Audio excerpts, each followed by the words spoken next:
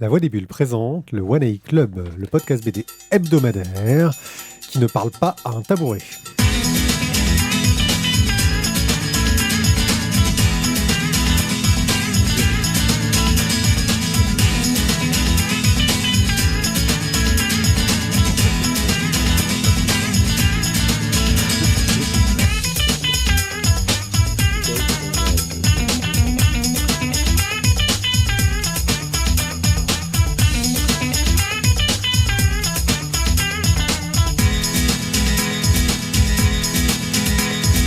Coucou les gens, c'est un épisode où nous réglons nos retours, car nous sommes des vrais professionnels. Non, excuse-moi, faut que tu le refasses. Oui. Non, tu le refais. Ah, avec le sourire. Coucou les gens. Voilà. Coucou les gens, principalement Chevon, Warloff, Todd, Stéphane, Cobal et Boob qui nous soutiennent sur Tipeee. Et je ne redis pas coucou à mes 3 camarades dont certains sont presque en train de s'endormir, n'est-ce pas, Guillaume? Alors, j'ai envie quand même de préciser que quand on a enregistré la première émission tout à l'heure, ça a commencé « Ouais, on est avec les meilleurs, des meilleurs, des meilleurs !» Et là, ouais, bon, je vous les représente plus. Hein, voilà, c'est eux, là, les mecs qui je dis Guillaume. Salut Guillaume, ça va? Quoi? Voilà. Tizak, qui est toujours notre champion de la mauvaise foi. Tu maîtrises Adonf. Ah ben oui, moi, Et tu as la patate qui déchire. Le jury de The Voice, c'est moi. Et notre ami mourant, que la maladie agresse tant qu'elle peut, Thio.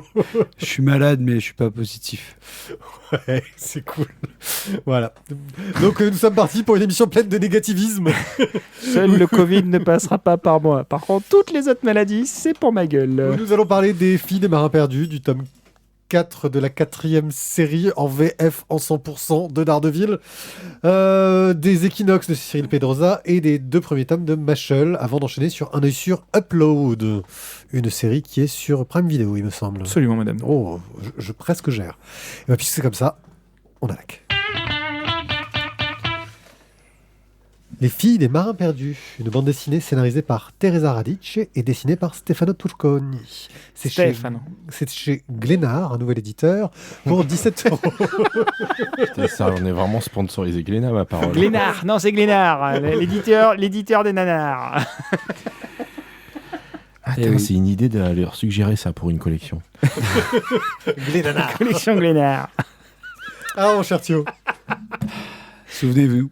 C'était en 2016, ouais, mais c'est la fatigue ça. Souvenez-vous, en 2016, c'était le port des marins perdus. Un bouquin incroyable avec un... Des cochons? Non. C'est pas le port. Et dans ce bouquin-là, on a croisé les prostituées du Pilar, un bordel qui était pour les marins dans le port de Plymouth. Et justement, donc on nous propose un spin-off où on va retrouver les filles donc justement du Pilar qui vont nous raconter des histoires. Une histoire qu'elles vont confier, tout ce qu'elles vont nous confier, ça va être toutes leurs rencontres. Enfin bon, on va pas aller plus loin. 4 ans donc après ce très réussi Le Port des Marins Perdus, on retrouve Teresa Radic et Stefano Turconi. C'est bon? Tu vas nous faire toutes les prononciations? Si. C'est dommage qu'on n'ait pas des auteurs slovaques ou polonais. Ça serait fun, hein. Ça serait fun, j'aimerais bien le voir quand C'est même. notre Manox. On change. Et là, on a un Italien en direct pour nous accompagner. Alors clairement, on change de registre. Buonasera. Je suis fatigué, je vais aller me coucher. Là où l'on est allègrement dans le fantastique, ici, dans la vie, finalement, on va être très, très, très terre à terre dans Les filles des marins perdus, parce qu'on va parler justement que de la maison de passe du coin. On va suivre donc la vie des filles du Pilar, surtout celle de June, qui va tomber amoureuse d'un jeune scientifique anglais, un peu timide, réservé. On va suivre l'histoire de Tané, un Polynésien avec un physique de première ligne de rugby qui voudrait gagner suffisamment d'argent pour rentrer chez lui. Effectivement, le pauvre gars n'a pas eu de bol. Hein. Il a suivi un scientifique anglais. Dans ses recherches partout dans le monde, le mec, il a survécu à tout. Au typhus, la malaria, le scorbut, même aux palourdes de Tata Janine. Mais le mec, il a canné juste avant de rentrer en Angleterre, ce qui fait que le pauvre valet ou esclave se retrouve tout seul en Angleterre et il n'a plus rien pour rentrer chez lui. On va suivre également un capitaine à qui on va confier une mission très très importante, un certain Yasser Attali, mais on n'en sera pas plus sur lui d'ailleurs pour l'instant. Donc les 3 histoires de ces filles des marins perdus sont intéressantes, elles sont bien racontées, ça fait le taf. Mais le côté poétique et fantastique du port des marins perdus, il a été perdu pour beaucoup. Voilà. Il y a 6 ans, on avait mis un coup de cœur pour le port des marins perdus. Un truc en noir et blanc de ouf. Là, on a eu un petit changement par rapport au dessin. On est passé à la couleur. C'est très beau, c'est très, très agréable. Il y a beaucoup moins d'action dans la maison de passe, malheureusement, que sur le pan d'un bateau. Mais le dessin te transporte. Ça bizarre ce que tu viens de dire. Ouais, t'es bizarre, je sais, mais c'est fait exprès. Chris, c'est vraiment fait exprès, tu vois. Mais le dessin, voilà, te transporte bien. Ça t'immerge bien, ça te crée une vraie ambiance. C'est vraiment agréable. Bien que je préfère quand même le noir et blanc du premier tome. Alors là, justement, on va dire, il y a eu des querelles de Colocher. C'est un spin-off, c'est une suite. C'est donc le port des marins interdits, c'était le premier tome, c'est le tome 2.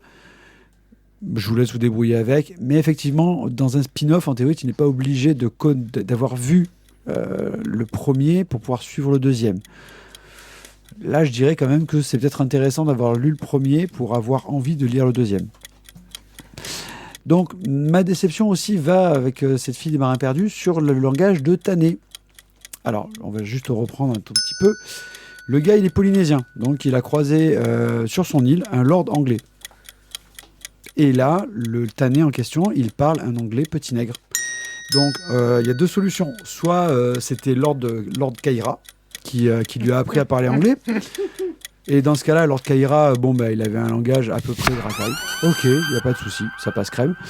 Ou alors rien. Parce qu'en fait, je trouve que c'est un peu dommage que ce soit en fait toujours le cliché du parler petit nègre pour le Polynésien qui a appris à parler anglais avec un lord. Parce qu'a priori, le lord a dû quand même lui apprendre à parler anglais normalement. À moins que ce soit vraiment trop con. Mais bon, a priori non, c'est un scientifique. Il avait peut-être lui aussi des préjugés. Donc c'était plus... Voilà, moi je trouve que c'est un peu dommage, parce que c'est quand même pas trop à l'ordre du jour. Alors visiblement, c'était aussi présent dans la version italienne du livre. Donc c'est vraiment pas un problème de traduction, c'est vraiment un problème d'écriture. Voilà, on va dire que je pinaille un peu, mais voilà, je trouve que c'est un peu dommage. Voilà, mais les filles des marins perdus, ça m'a pas vraiment emballé. Et dans l'échelle du jugement du dictateur, je dirais c'est pas pudique, mais c'est pas top. Voilà. Donc peut-être qu'il y aura encore une suite. Je suis pas certain de l'acheter. Ils viennent de sortir d'autres bouquins, les deux auteurs. Donc, oui, mais on n'est pas sûr que Glénat les diffuse. Si, ils sont... Sur la écoute, voilà. Donc il y aura une suite. Et je suis clairement pas sûr de l'acheter. Alors, Guillaume. Déjà, juste un petit truc, c'est Lizzie qui tombe amoureuse d'un scientifique anglais et June qui prend Tané sous son aile pour le faire embaucher. Bref, alors personnellement, je n'ai pas lu le port des marins perdus, mais vu ce que tu viens de dire, ouais, j'aimerais bien le lire parce que s'il se passe des choses dedans, du coup, c'est sympa. Le récit est beaucoup plus fantastique. Ouais, c'est un vrai récit fantastique. Là, c'est vraiment un truc, une amourette, quoi. En fait, écoute, moi je l'ai ouvert parce que voilà, c'était chroniqué ce soir. J'ai trouvé ça plutôt beau, plutôt chouette, plutôt bien gratté, sympathique, plaisant, avenant. J'ai commencé à le lire, j'étais bien dedans, c'était chouette, mignon et tout. Et puis j'ai fini de lire et en fait je vais l'oublier parce qu'en fait il se passe rien. Tu commences à t'attacher aux persos et en fait sans t'en rendre compte t'es plus vraiment attaché à eux. Il leur arrive des belles choses, t'es content pour eux, mais en fait t'en as pas grand chose à faire. Il y a certaines résolutions sont limite clichés. Non, complètement en fait. C'est comme tu dis, c'est pas pudique. J'irais pas jusqu'à dire pas bien, mais ouais, c'est pas vraiment top non plus, quoi. C'est bof. C'est bof, c'est ça. Ouais. C'est exactement bof. Et pourtant, j'étais content j'étais bien dedans au début, et puis c'est juste à la fin tu dis ouais. J'avoue bof. que j'avais adoré le port des marins perdus, mais que j'en ai aucun souvenir. Faudrait peut-être que je le relise. Et donc je suis arrivé sur ce livre un peu vierge. C'est ça, j'y crois pas 2 secondes, hein, mais un peu. Et donc non, j'ai trouvé. Ouais, j'ai pris beaucoup de plaisir avec ces petites histoires, ces petites amourettes, ce bordel qui est présenté comme une sorte de bordel communautaire, une vision peut-être un peu très jolie de ce que pouvait être un bordel à l'époque, on va dire. Le concept de bordel communautaire. Bah oui, mais c'est ça. Enfin, voilà, moi j'ai trouvé que c'était une belle histoire. J'ai passé un très très bon moment. Pareil, comme le port des marins perdus, que pour le coup j'avais adoré. Il y a plus de chances que je m'en souvienne pas. En revanche, le dessin, on voit que c'est des gens qui viennent de l'école Disney. Hein. Mais j'ai vraiment trouvé ça très sympa. Voilà. Oui, pas plus à rajouter qu'effectivement, je vous conseille plutôt d'aller voir le port des marins perdus plutôt que ses filles. Bien, donc c'est Les filles des marins perdus de Teresa Radic et Stefano Turconi chez Glénat pour 17€. Lorsque nous avons parlé des filles des marins perdus, nous avions parlé du tome 4 de Daredevil. Et nous allons aussi aujourd'hui, quand on va parler des filles des marins perdus, parler du tome 4 de Daredevil. Un hasard total. C'est beau ça. Ouais, hein, c'est beau. Tu t'es mis ton timer ? Ouais, il voilà, est lancé. Message. Ça, je le dépasse jamais. Non, parce que tu parles de Daredevil, donc comme j'ai pas envie de me coucher à 4h du matin. Donc, pour rappel, le Daredevil et ce jeune homme qui est devenu aveugle en sauvant un vieux qui traversait et qui a pris des trucs radioactifs dans les yeux, ce qui a donné des super pouvoirs pour qu'il devienne super agile, fort et ta gueule, je vais couper ton micro. Bref. C'est trop long. J'ai même pas commencé, quoi. Ils sont lourds. Il a décidé de rendre le masque, d'abandonner son rôle de super-héros, parce que il était, disons, qu'ils se sent coupables de la mort de quelqu'un qui l'a tué involontairement alors qu'il était affaibli. Surtout que maintenant il a au cul le détective North qui essaye de prouver qu'il est coupable et qui se rend compte que la police est un petit peu totalement corrompue. Et en parallèle, Wilson Fisk a décidé de se lancer dans la politique alors qu'il était maire et a un peu laissé son quartier. Il y a une guerre des gangs qui se retrouve à Hell's Kitchen pour prendre le contrôle du quartier. Daredevil n'est plus là. Guerre des gangs. Ça commence à devenir très violent. Qui va protéger le quartier ? Petit à petit, toutes les gens de la ville commencent à prendre le masque et à être tous un peu Daredevil pour protéger la ville. On reste sur un scénario de Chip Zdarsky avec au dessin plein de monde, mais surtout Marco Cecchetto sur la fin qui déchire. On va quand même citer Francesco Mobili avec Rachel Rosenberg et Nolan Howard à la couleur et les superbes couvertures de Julian Todino Tedesco qui déchirent leur maman. On reste sur quelque chose de très classique, un petit côté, toujours le côté un peu sombre et noir de Daredevil, hein, qui est toujours dans la psychologie, qui se sent pas bien dans sa peau, qui va toujours mal. Les rares épisodes où il allait bien, c'est juste qu'il était devenu maniaco-dépressif et qui essayait de se donner le change alors qu'il allait toujours mal. Ça reste une série que j'aime beaucoup, c'est très efficace, j'aime bien ces aspects qui n'ont pas été abordés jusqu'ici dans l'histoire de Daredevil. Alors c'est pas la première fois qu'il essaye d'arrêter d'être héros, mais là il ne fait pas qu'arrêter d'être héros et de partir comme il a pu le faire auparavant. Il essaye de rester actif pour aider les gens, mais d'une autre façon. Bien entendu, la question qui se pose, c'est Daredevil va-t-il rester ? Est-ce que tout le monde va devenir Daredevil dans la ville ? Quelle va être la suite ? Wilson Fisk va-t-il réussir dans la haute politique ou va-t-il revenir mettre de l'ordre et faire du ménage dans la ville. Bref, voilà. Ça reste très agréable. J'attends un peu le final qui devrait arriver avec le prochain tome qui sort là maintenant tout de suite. Il vient de sortir. Il va falloir que je passe chez mon libraire préféré pour aller dépenser plein de sous. Il esquisse même pas un sourire, tu vois, franchement. Pardon, je dormais. Voilà, Daredevil, le tome 4 par Chip Zdarsky et Marco Cecchetto principalement chez Panini Comics pour 17€. Franchement, regardez, on commence à peine à entendre le timer. Votre avis, jeunes gens, qui l'avez lu ? Ta gueule, toi je veux pas t'entendre, t'es coupé. Tu l'as pas lu. Vas-y, Guillaume. Donc c'était juste pour dire. Alors, donc moi j'ai lu les 4 d'un coup là parce que j'avais pas lu le début de la série jusque là. Pour le coup, c'est pas un personnage que je maîtrise particulièrement, Daredevil, même si j'en ai lu quelques-uns.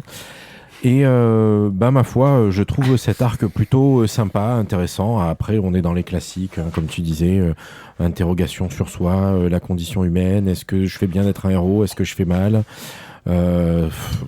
Voilà, c'est le seul petit reproche que je ferais éventuellement, c'est le côté que je qualifie d'un peu trop pathos. Mais globalement, je trouvais que ça fonctionnait bien quand même. J'ai passé un très agréable moment. Le scénario est bien écrit et les dessins sont plutôt sympathiques aussi. Non, franchement, j'ai pris plaisir à lire. Voilà, pour moi, c'est une bonne réussite. Le côté pathos, c'est vraiment partie du personnage. Il est catholique. Il est catholique, donc il est plein de pathos. D'ailleurs, tu vois que quand il y a... Pas tous les catholiques sont pas pour les Américains, ouais. Quand tu vois Spider-Man qui arrive, tu vois que lui, il a une version beaucoup plus à la Spider-Man à la cool, quoi. Ah non, mais complètement. Après, je sais bien que ça fait partie du personnage. Je dis juste que, voilà, il y a des fois le... Mais ça reste lisible pour quelqu'un qui justement ne suit pas les aventures. Oui, complètement. On rentre dedans. Après, je te dis, moi, j'ai repris du tome 1. Il te resitue bien. Il a eu un accident. Il a failli ne pas remarcher, en plus d'être déjà aveugle. Alors que l'épisode de l'accident était pourri, donc. Voilà, il te resitue bien. Tu arrives, tu sais qu'il est en pleine reconstruction, et que comme c'est un abruti d'accro à l'action, il reprend peut-être un peu trop vite. Enfin bon, bref, ce qui de là découle tous ces autres problèmes qui vont amener l'abandon du masque. Est-ce que j'arrête définitivement ou pas, etc., etc. Thio, quelque chose à ajouter? Toi qui, pour le coup, j'étais un peu contraint à suivre la série depuis longtemps. Oui, alors après, je suis pas fan du travail de Chip Zdarsky. C'est un peu téléphoné quand même, même si on se retrouve avec toujours le même problème de... Après oui, on va me dire, oui, c'est un peu le problème des super-héros, c'est qu'on se retrouve finalement toujours à réécrire quelque part la même histoire, quoi. Mais ouais, après, il y a des moments intéressants avec justement cette lutte entre fils qui, pour une fois, en prend plein la gueule, le caïd. Il mange sévère quand même, parce que c'est un caïd dans les gangs, mais c'est pas encore un caïd dans le milieu très très pervers des entreprises. Mais une bonne série, mais j'ai pas été follement emballé. On a déjà vu mieux sur Daredevil. Disons qu'on a quelques arcs, ceux de Bendis, et ceux qu'on suivi, je sais plus qui c'était, j'ai oublié son nom après, mais qui était excellent aussi. Ruka et compagnie, c'est qui faisait du polar noir aussi, c'est un autre genre. Là, je trouve qu'il essaye d'avoir ce juste milieu entre le polar noir avec le personnage de North. Justement, ils y reviennent un peu, ce que Mark Waid avait un peu oublié. Alors, Charles Soule, c'était n'importe quoi. Mais voilà, je trouve que c'est une approche qui me donne envie qui me donne du plaisir à lire ce personnage que je suis depuis le début, alors qu'il y a eu quelques arcs avant où tu te dis, je me rends bien compte que je les lis parce que je lis Daredevil, mais pas parce que je prends du plaisir, quoi. Donc c'est le Daredevil, le tome 4 par Chip Zdarsky, Marco Cecco et Francesco Mobili chez Panini Comics pour 17€. Si vous avez des euros à dépenser, vous pouvez nous soutenir, bien entendu, principalement sur Tipeee. C'est là où votre soutien est le plus visible. Vous décidez de nous donner la somme que vous voulez, que ce soit par émission, en mettant un maximum par mois si vous craignez qu'on ne fasse trop d'émissions. Vous vous rendrez compte que nous avons, suite à quelques soucis omis parfois, de soutirer votre argent. Nous ne le soutirons pas en plus, car nous sommes vraiment des gens bons. Nous assumons nos erreurs. Là, j'ai le reste de l'équipe qui découvre que j'ai fait cette erreur-là et qui est en train de me regarder d'un regard noir. Et donc concrètement, tu comptes rembourser l'association à quel moment ? On en reparlera. Okay. Ça compense les mois où vous avez oublié de donner des sous à l'asso. Oh l'enculé. Parce qu'il faut donner des sous à l'asso. Oui. Comment ça ? Guillaume, tu nous l'association, c'est pas toi. Tu nous subventionnes en partie. Bref, n'hésitez pas. Après, il y a d'autres moyens, bien sûr, c'est de parler de nous, aussi de cliquer sur le lien des bandes dessinées dans les articles de lavoidesbulles.fr. Ça vous amène chez Bubble, qui vous permet de commander directement chez eux ou de choisir, ce qui est encore mieux, un de vos libraires affiliés à Bubble, qui est pas loin de chez vous, pour aller commander chez lui. Car commander chez votre libraire, c'est toujours vachement mieux. Voilà, je vous le recommande, surtout quand votre libraire est costaud et qu'il vous regarde si vous dites le contraire. Voilà, n'est-ce pas ? Il fait peur. Hein. Le Groot. Le Groot. C'est ça. Nous adorons Cyril Prévé de Rosa, nous avons traiter la plupart de ses derniers albums. Et nous avions du retard sur certains titres qui traînaient dans notre bibliothèque. 2015. Les Equinox de Cyril Pedrosa au dessin, au scénario et à la couleur, c'est chez Dupuis pour 35€. Mon cher Thierry. Bon, alors, comment vous dire ? Je vais pas encore vous donner le nombre de pages, pas tout de suite, sinon vous allez partir en courant. Déjà, avec 35€, vous aurez compris qu'on n'est pas sur un fascicule. Je suis assez embêté. Voilà, toi, Guillaume, qui viens de le lire, si tu devais en faire un résumé, tu dirais quoi ? L'enfoiré. C'est petit. La raclure de bidé. Tu viens de le lire aussi. Tu sais quoi, pour le coup ? Ouais. Je pense que ce que je peux dire là, c'est que en fait, ça aurait pu tenir dans un fascicule. Voilà. On n'est pas encore sur la vie, on est sur le pitch. Très honnêtement, je pense que c'est impitchable. Et donc là, Guillaume c'est est compliqué, arrivé directement, il a lancé un uppercut en plein visage de Tizak. Hop, Tizak est dans les cordes. Tizak va-t-il réussir à Tizak vient de se prendre 35€ de livre dans la gueule. Tu peux pas le teaser parce que c'est juste une succession de tranches de vie, de moments de vie, de parcours de vie qui en fait ne se regroupent même pas. Tu suis plusieurs histoires en parallèle. Ça se recoupe. Ça ne se regroupe pas, mais ça se recoupe. Oui, ils connaissent pas rien du tout, que dalle. Le seul moment, le seul truc, c'est que ça se passe à la même époque, mais on entend parler des histoires secondaires d'une des histoires dans le Tristan. Enfin, ils se croisent vaguement, si effectivement il y a une fois ou deux où ils se croisent, mais c'est sérieux. Tu peux pas résumer ça, quoi. C'est et donc voilà. Alors pour tout vous dire, je suis allé chercher des informations sur Internet dans plein d'autres sites et franchement, parce que moi j'étais totalement. La critique est super bonne, il me semble. Ah, mais la critique est très bonne. Et après, chacun va pouvoir trouver midi à sa porte, mais je pense que la critique à ma droite va pas être très bonne. En fait, il y a marqué Cyril Pedrosa dessus. Du coup, la critique a été bonne. Mais honnêtement, vous l'avez lu. Sincèrement, vous l'avez lu. Ouais. Mais le problème, c'est que j'ai pas réussi à aller jusqu'à la fin. Un commentaire à côté qui nous dit qu'elle n'a pas réussi à aller jusqu'à la fin. Alors moi, je l'ai lu avant le premier confinement, donc je l'ai lu début 2020, et en fait, il m'a laissé juste un. Je sais que j'ai mis du temps à le lire malgré le confinement, et j'en ai aucun souvenir, mais vraiment aucun. Même là, en le feuilletant tout à l'heure, j'ai rien qui m'est revenu comme histoire. Alors, mais si on parlait de descente, mais alors là... Alors, je vais tenter de faire un petit bricolage avec ce que j'ai pu trouver.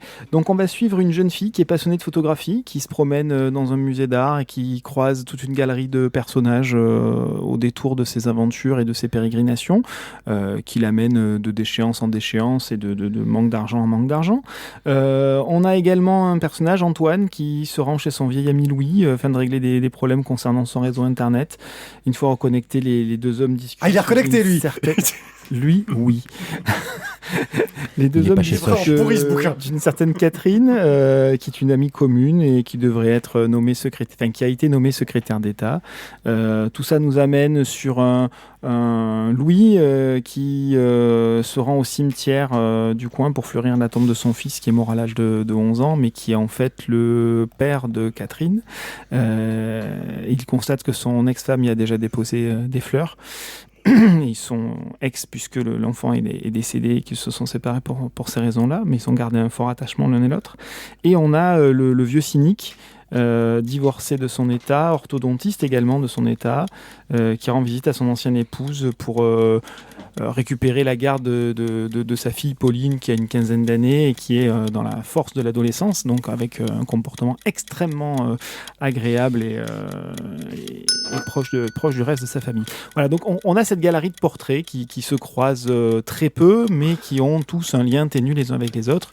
Le lien principal reste quand même qu'ils sont extrêmement tristes, qu'il y a énormément de broyage de noir dans l'attitude de ces personnages. Il y a un R à la fin de ton expression.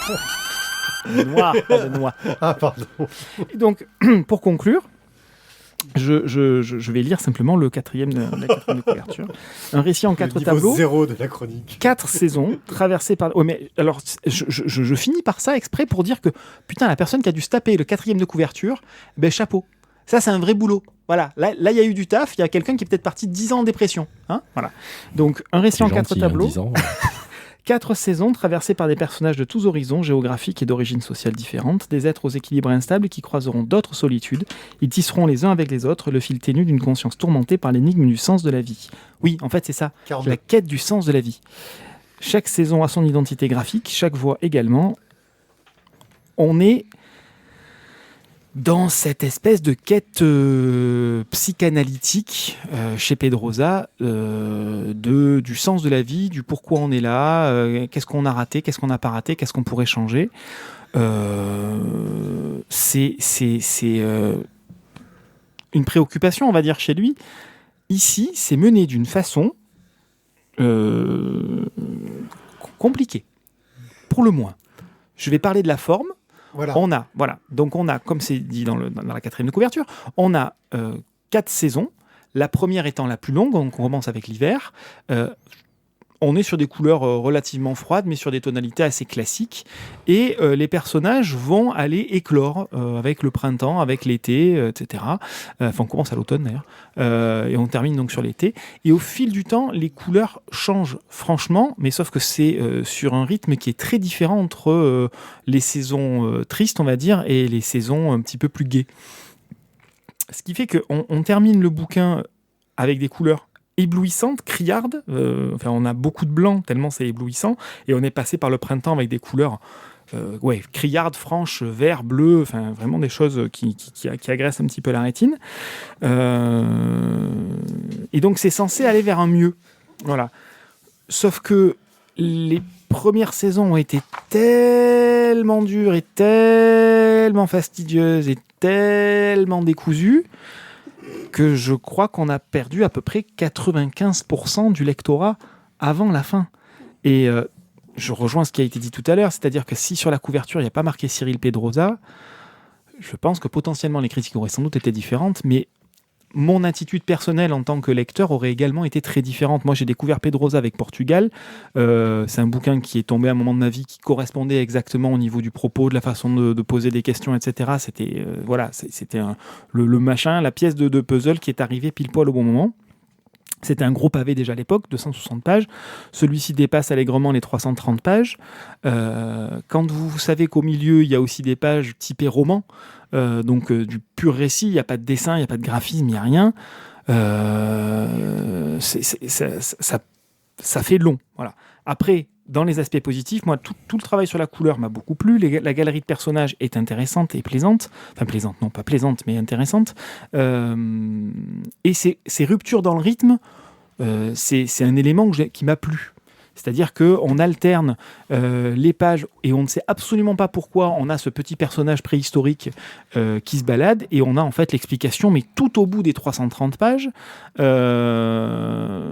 On a ces pages de roman qui font une pause au niveau de la façon dont on tourne les pages, sauf que de par le propos, on a plus envie d'avancer que ce qu'on a envie de s'attarder.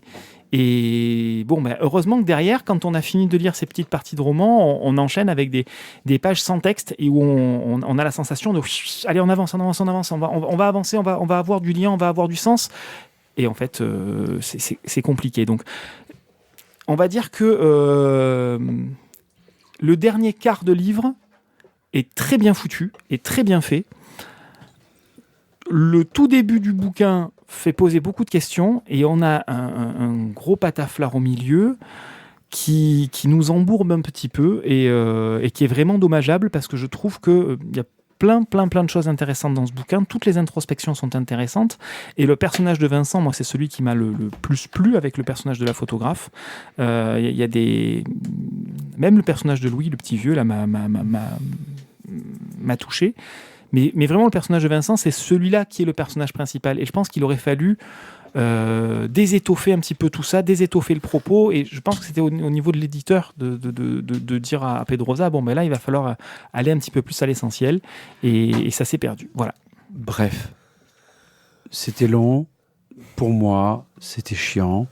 Et j'en ai vraiment aucun souvenir. Même en le refeuilletant, j'ai vraiment rien qui revient. Si, il y a l'histoire de la chemise qui, visiblement, était importante. ça m'est un peu revenu. Je sais qu'ils se font la blague plusieurs fois avec justement le Vincent sur la chemise.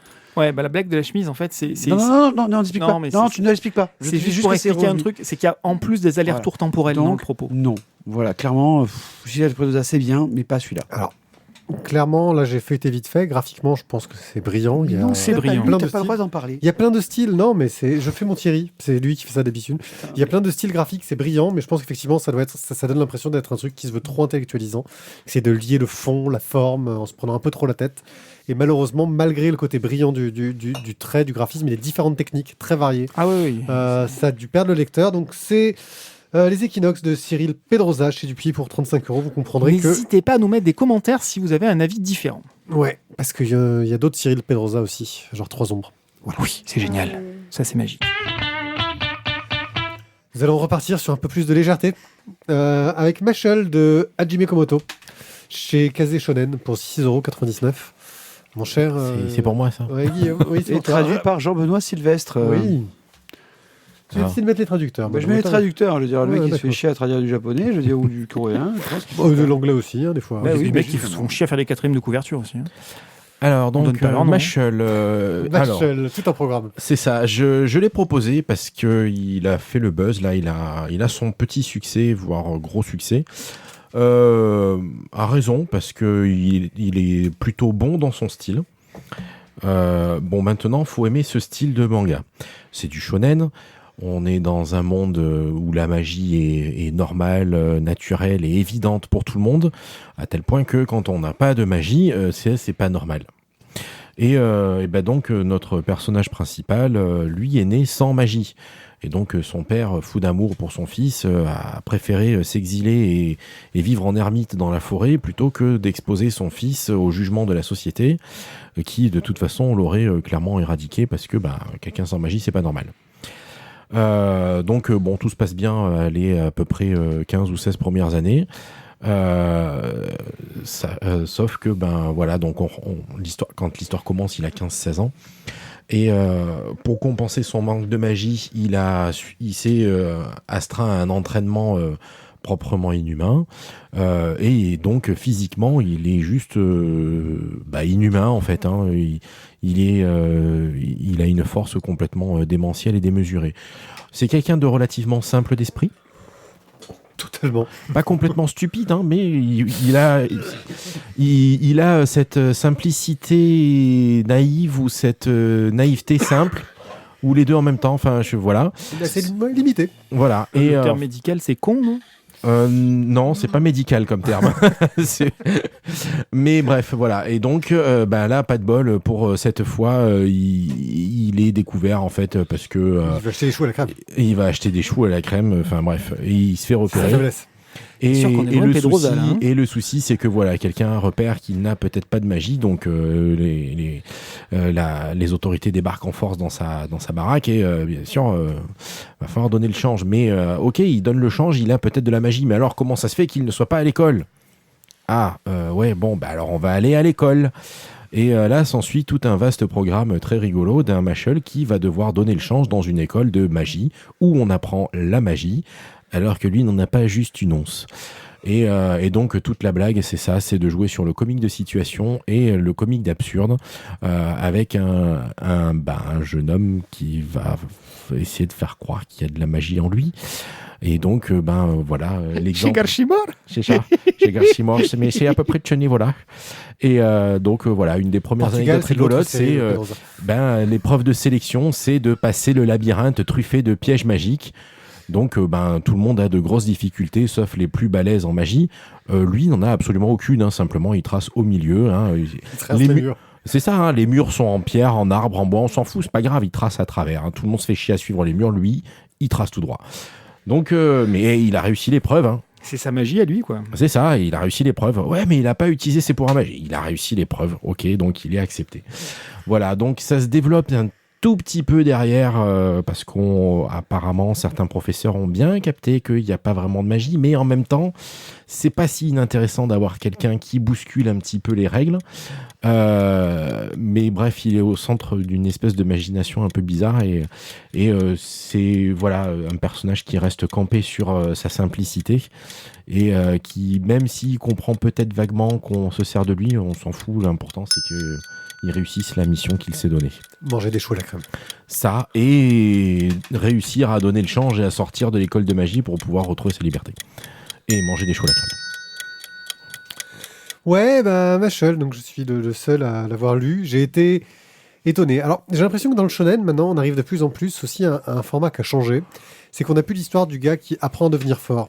Ils sont tous balèzes dès le début, en fait. Oui, mais ils continuent, enfin, dans la plupart, malgré tout, ils continuent à progresser. Parce que là, ils sont mais plus que balèzes, quoi. Je veux dire, le gars, quand il a le stress, il serre les pièces dans la main, il est tort. Tu vois, alors il doit les remettre à l'endroit. Et toi, non ? Non, je fais pas ça. Voilà, pour faire semblant de voler. Parce que toi, t'es pas un héros de shonen. Pour faire semblant de voler, il jette le balai et il saute dessus. Et comme ça, on croit qu'il vole avec un balai. Parce qu'il jette tellement fort le balai qu'il peut sauter dessus pour voler.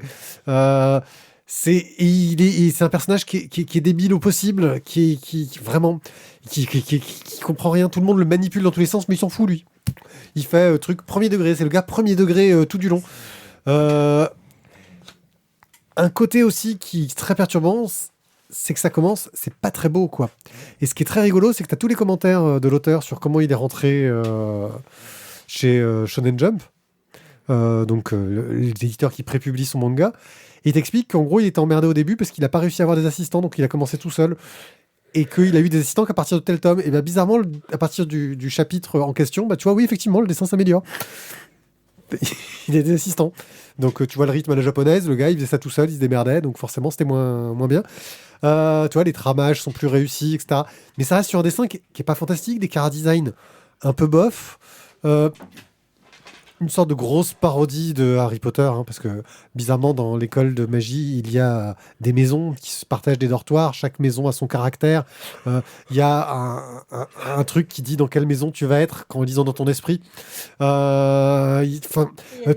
Tout le monde, oui, les balais, mais ça c'est la magie classique. Tout le monde a une marque, comme une sorte de cicatrice ou truc comme ça, sauf lui, le héros. Alors il en met une fausse, tu vois, pour faire croire qu'il y a de la magie. Voilà, c'est une sorte de... C'est un peu lourd, tout en étant très léger sur ce que ça raconte en fait. Oui, tu rigoles bien. Maintenant, oui, bon. C'est du what the fuck.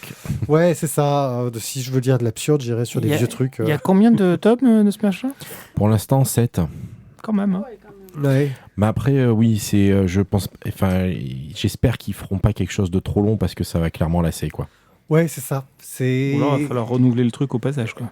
Toi, sur les autres mangas que tu nous as proposés, certains jouaient aussi sur ce côté un peu absurde et on en fait des tonnes, mais il y a un côté aussi un peu plus péchu, tu vois. On parlait de Run Day Burst, Eminence in Shadow, qui marche beaucoup mieux en jouant un peu aussi sur ce côté un peu, parfois un peu simple au niveau de l'histoire, mais qui ont quelque chose qui est plus efficace. Voilà. Donc c'est Mashle de Hajime Komoto, traduit par Jean-Benoît Sylvestre chez Kazé Shonen pour 6,99 €. C'était pas ce jingle, je suis perdu aujourd'hui, je fais n'importe quoi. Je ne sais pas. Ça servait à quoi qu'on t'achète le boîtier là ? Bah que j'appuie, parce que là j'ai plus les boutons garçon, jolis. Un œil sur Upload. Quelle belle voix, Pierrick. Oui, c'est parce que tu me nargues avec Upload. Upload. Alors, Upload, à défaut de pouvoir faire des downloads... Les uploads non plus. Envoyer des émissions devient difficile, monsieur. Donc on va se positionner en 2033 avec la société Horizon qui propose, contre bien sûr une rémunération non négligeable... Total Rectal. Oui, ça aurait pu être Total Rectal, mais non. Mais on n'en est pas loin.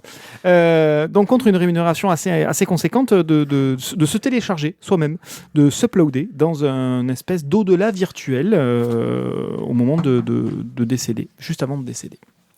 On transfère sa mémoire dans un monde virtuel. Et donc, oui. Je sais, je vais te faire court, mais c'est pas une BD qu'on a lue récemment finalement ? Laquelle ? Où les gens s'uploadent dans un monde virtuel ? Ah oui. Half-Life, exactement. Half-Life, mais ouais. sauf qu'Half-Life pose des questions différentes de Non, de mais la série. Mais oui, voilà. absolument. C'est vrai, tu vois, ça, j'avais pas fait le lien parce que visuellement c'est extrêmement différent, mais effectivement.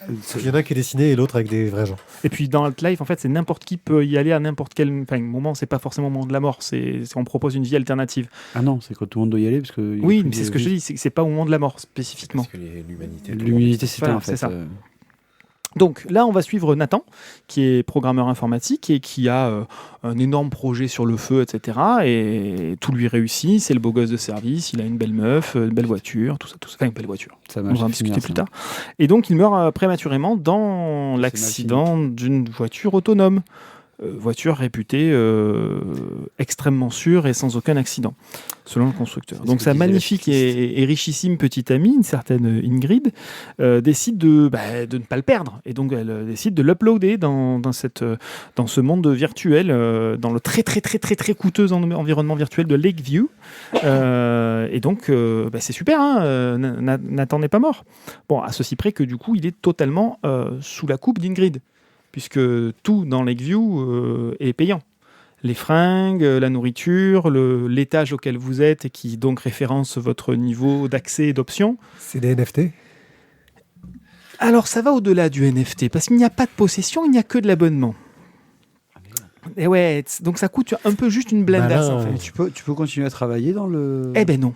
Ça aussi, c'est réglementé. Non, mais ils ont passé plein de trucs. Je présente une série, mais en fait, il y a plein de trucs derrière. Et donc, il va découvrir ô combien sa petite amie est égocentrée, narcissique, possessive, et qu'elle va du coup régir intégralement toute sa vie, tout ce qu'il va pouvoir mettre, notamment un jean extrêmement serré. Comprime les...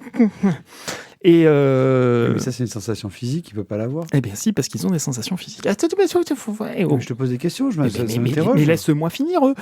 Et donc voilà, bref, parce que bien qu'ils soient morts, les pensionnaires de Lakeview vont pouvoir continuer à communiquer, à interagir avec le monde des vivants, avec leurs proches et tout ça. Et donc elle va venir le voir, lui va essayer de communiquer, il va être présent à sa propre cérémonie funéraire. C'est génial. Et donc il va se rendre compte qu'en fait la cérémonie funéraire, à aucun moment son prénom est prononcé. C'est un grand moment de désarroi total, d'une tristesse infâme. Bref. Et donc Nathan s'adapte aux avantages, aux inconvénients de ce petit paradis numérique, et il va s'attacher à son ange gardien, Nora, qui est l'équivalent de la hotline Orange, mais sauf que là vous avez tout le temps quelqu'un au bout du fil, et tout le temps la même personne, ce qui est un truc de fou. C'est l'enfer, nous dit Mathieu. Mais en fait, il est en enfer, le gars. Voilà, mais non, mais c'est beau, hein. Les feuilles des arbres tombent et dans une jolie couleur dorée sur un lac avec le coucher de soleil. Et donc elle, Nora. C'est The Good Place. Putain, je peux arriver à finir une phrase dans cette chronique, mais c'est incroyable. Parce que t'es trop long, à un moment donné, il faut qu'on t'aide à finir tes phrases. Vas-y. C'est infernal. Non, mais c'est intéressant quand même. Ouais. Et donc Nora, elle est bien vivante, hein, tout comme Ingrid. Bref, et donc Nora, elle, de son côté, doit faire face à la réalité de la vie. Elle doit faire face à la pression à son travail, à son père qui est mourant et qui ne veut pas se faire uploader, à ses sentiments, petit à petit, qui sont grandissants aussi pour Nathan. Et ce qui pose quand même quelques petits problèmes éthiques, hein, mais bon, voilà. Et elle se rend également compte que les circonstances du décès de Nathan sont troubles. Voilà, c'est assez chelou tout ça. Parce qu'en fait, des pans de la mémoire de Nathan n'ont pas été uploadés, sont des fichiers corrompus. Ingrid, qu'est-ce que t'as fait ? Voilà, c'est moche, hein. Et tout de suite, voilà, Ingrid, tout de suite la grande blonde, papa comme ça, je sais papa pas, j'ai jamais comme vu, ça, moi, j'ai vu aucune image. comme ça. J'ai Voilà, vu c'est aucune image. curieux quand même. Et donc voilà. De toute façon, c'est toujours la faute des blondes. Hein. Mais il prend pas. Dans le doute, voilà, elle est présente. Et donc voilà, de plus en plus, elle va être convaincue qu'il a été assassiné. Et c'est également le cas d'une cousine de Nathan, qui est, alors elle, tout l'inverse d'Ingrid. Hein, Elle est petite et moche. Voilà, petit tonneau. Petit tonneau, mais alors, elle est de bonne volonté, mais elle a quand même un petit côté cucu-concon aussi. Les gens voient pas tes gestes. Hein. Et donc, elle aussi est totalement convaincue que Nathan a été tué et assassiné, et pas pour rien, et donc elle enquête sur le décès de Nathan. Donc, on a une série qui est pour l'instant sur 2 saisons. C'est une série qu'on peut binge-watcher, mais en 2-2, puisque la saison 1 se fait en 10 épisodes de 30 minutes et la saison 2 en 7 épisodes. Donc moi, pour l'instant, je n'ai fait que la saison 1. Il y a un cliffhanger de la folie de sa mère à la fin de la saison 1. Et donc voilà, moi je vous la conseille fortement. Fin de saison 1, il a changé de jean, c'est ça ? Le cliffhanger de la mort, maintenant, il a la place pour ses boulettes virtuelles. Ah, mais c'est top, dis donc. Donc, c'est une série qui pose tout un tas de problématiques. La vie après la mort, la liberté, le consentement, les limites du capitalisme, l'importance d'un épi sur la tête, le fait de ressembler d'avoir une tranche de Lego, l'amour virtuel, l'amour avec des morts, les relations sentimentales avec des morts. L'amour peut-il continuer après la mort ? Qu'est-ce qu'on doit à la personne qui est décédée ? Combien de temps doit durer le deuil ? Bref, plein de choses qui sont posées au milieu. Est-ce que les blondes sont toujours les méchantes dans les histoires ? Bon, bref. Et donc, en réalité, tout ça, c'est où va notre société ? Voilà, on est dans un... Merci. Et donc on est sur une série de SF qui aborde des thématiques assez graves, mais avec énormément d'humour. Il y a énormément de fanservice un peu geek. Donc, il y a un moment donné où il y a un bug informatique, il y a les systèmes de sauvegarde qui se mettent en route, sauf que ils ont perdu toute la tronche des avatars. Donc, en fait, ils ont tous des tronches de... un croisement entre un Mi et un Lego. Voilà, c'est donc on a un petit moment comme ça assez drôle. On a les grooms qui sont aussi complètement teubés. Ils utilisent le Konami Code pour régler le problème ? Non. Mais par contre, lui, il a pas un couteau suisse. On lui offre un opinel comme ça quand il est dans le monde virtuel, il peut taper avec son petit opinel pour avoir accès à un terminal pour bouger le code. Voilà, c'est des petites. Franchement, un tournevis Sony aurait été plus classe. Hein. L'idée, c'est pas que d'être classe, c'est faire de l'humour.